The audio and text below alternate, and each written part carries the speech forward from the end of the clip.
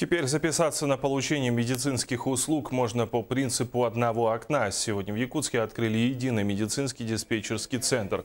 Он находится в здании бизнес-центра на Кирова, 18. Центр будет обслуживать всех жителей республики вне зависимости от того, в каком районе он находится.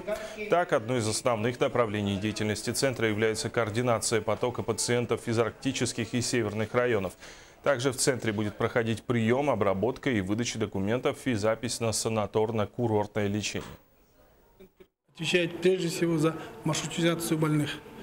Те пациенты, которые приезжают из наших арктических северных улусов в город Якутск, они будут обслуживаться этим центром, маршрутизироваться, координироваться потоки больных, и мы будем отслеживать, где, когда и в какой момент находится пациент в больнице в той или иной.